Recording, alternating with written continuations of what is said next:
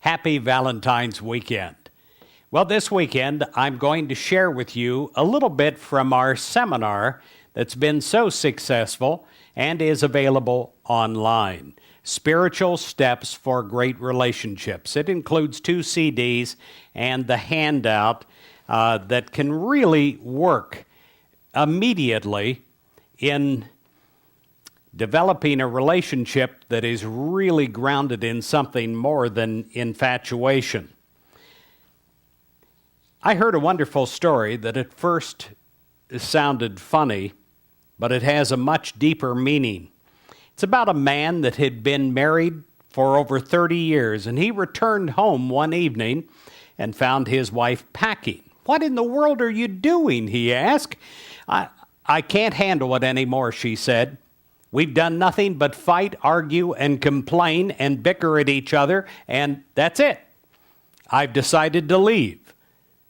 Well, the man stood there in shock and bewilderment as his wife walked out of the house, out of his life. Suddenly, he dashed to the bedroom and pulled a suitcase down from the closet shelf. Running outside, he yelled to his wife, "I can't handle it anymore either. Wait a minute, I'll go with you." Well, isn't that what we should do in all of our relationships? We should try to get along. Isn't that what friends should do? Isn't that what enemies should do?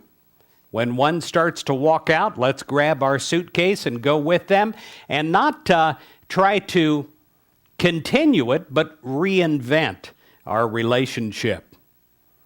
James Dillard Freeman, the great author, wrote this. He said, "True love is to find happiness in making others happy. It is to appreciate the importance of others and to help them appreciate their own importance.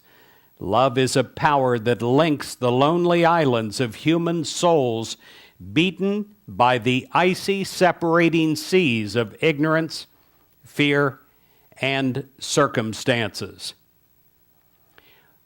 Well, what is the difference between romance, real love, and infatuation? Romance can happen quickly. Love often develops more slowly.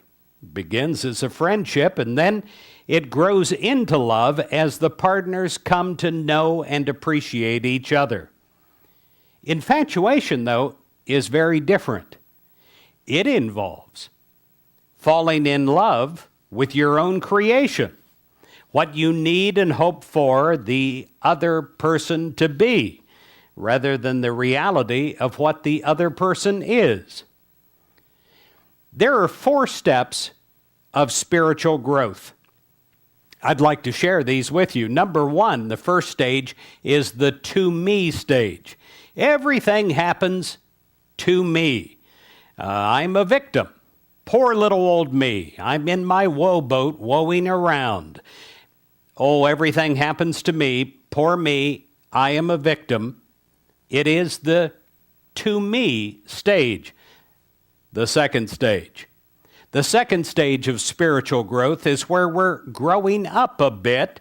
It is the by me stage. It is the independent stage where we've grown up and we realize that we can make a difference in life. Number 3, the third stage, is the fulfillment stage.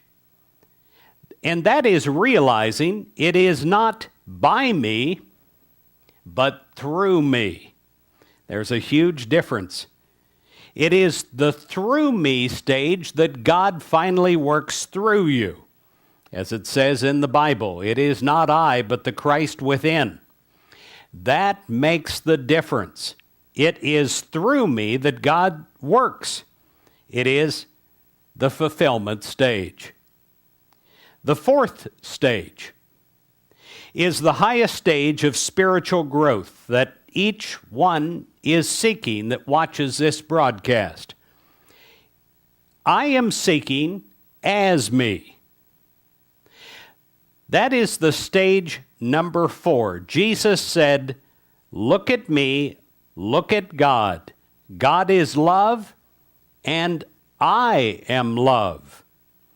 This is not a one-time conversion or commitment. It is a day-by-day, moment-by-moment thinking, because each of us is just one thought away from going back to stage one.